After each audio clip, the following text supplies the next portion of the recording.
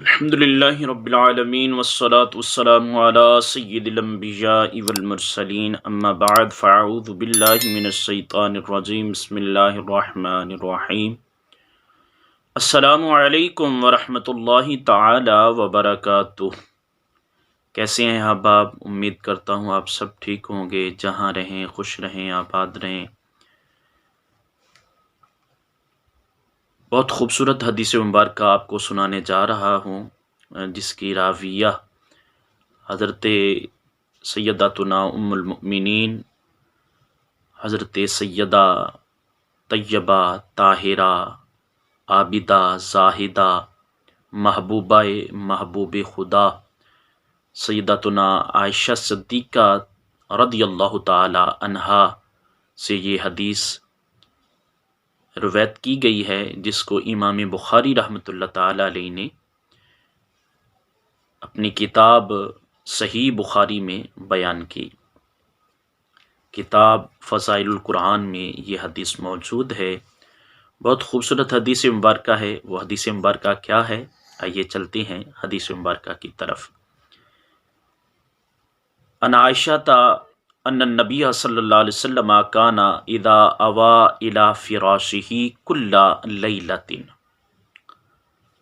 حضرت اما عائشہ صدیقہ رضی اللہ تعالی عنہا فرماتی ہیں کہ رسول اللہ صلی اللہ تعالی علیہ وآلہ وسلم ہر رات جب اپنے مبارک بستر پر تشریف لاتے، آرام گاہ پر تشریف لاتے، جمع کفیہ ثم نفث فیہما فقرأ فیہما قل هو اللہ احد وقل اعوذ برب الفلق وقل اعوذ برب الناس۔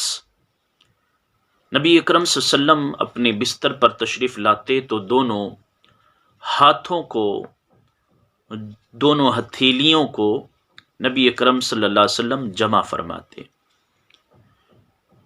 پھر حضور علیہ الصلاۃ والسلام سورۃ الاخلاص اور معوذتین یعنی قل اعوذ برب الفلق اور قل اعوذ برب الناس ان کی تلاوت فرماتے، اور پھر نبی اکرم صلی اللہ علیہ وسلم ان کو اپنی ہتھیلیوں پر دم فرماتے، یعنی نفث فیہما، حضور علیہ الصلاۃ والسلام ان پر پھونک مبارک ڈالتے، دم فرماتے۔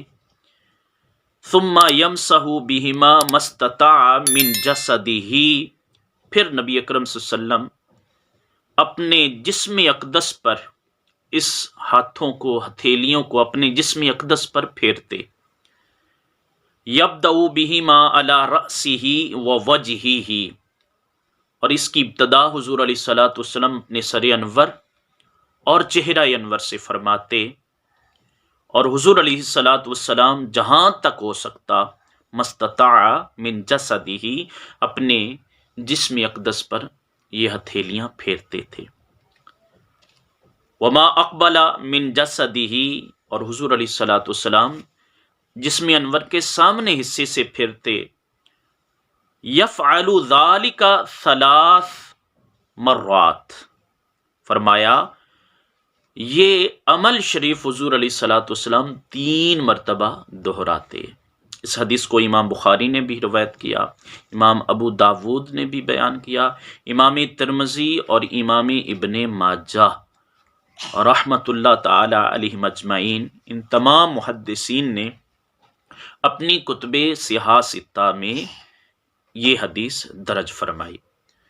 تو اس حدیث مبارکہ سے ہمیں سیکھنے کو یہ ملا کہ قرآن پاک کو پڑھ کر دم کرنا، اپنے آپ یا کسی پر بھی دم کرنا، وہ بھی جائز ہے، جیسا کہ اس سے پہلی والی حدیث جو کہ حضرت سیداتنا عائشہ صدیقہ رضی اللہ تعالی عنہا سے ہی روایت ہے کہ حضور علیہ الصلاۃ والسلام آخری 2 سورتوں کو پڑھتے اور اپنے اوپر دم کیا کرتے تھے، اور جب حضور علیہ الصلاۃ والسلام کا مرض شریف شدت اختیار کر گیا تو میں انہیں آپ پر پڑھتی اور ان کی برکت کی امید رکھتے ہوئے اپنا ہاتھ پھیرا کرتی تھی۔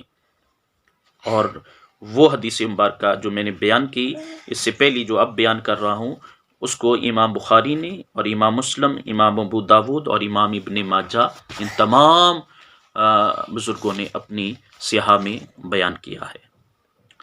تو معلوم کیا ہوا کہ اپنے اوپر دم کرنا یا کسی کے اوپر قرآن پاک پڑھ کر دم کرنا تو یہ جائز عمل ہے، یہ اچھا عمل ہے، اور اس کی اگر بندہ برکت کی امید رکھے گا تو انشاءاللہ تبارک و تعالی برکتیں ملیں گی، کیونکہ اللہ کریم نے قرآن مجید مومنین کے لیے شفا بنا کر بھیجا ہے۔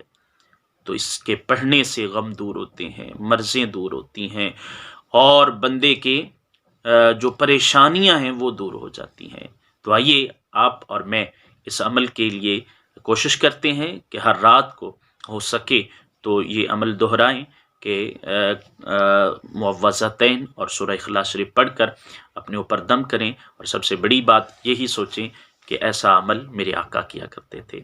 اگر یہ عمل یہ نیت ہوگی تو پھر انشاءاللہ اس میں مزید محبت پیدا ہوگی، اور حضور علیہ الصلوۃ والسلام سے محبت پیدا ہو جائے گی، قرآن سے محبت پیدا ہوگی، اور انشاءاللہ اللہ تعالی شفا عطا فرمائے گا، امراض کو دور فرمائے گا، اور انشاءاللہ اس سے بدن کی تازگی ملے گی، روح کو تازگی ملے گی، اور انشاءاللہ بلاؤں سے حفاظت ہوگی۔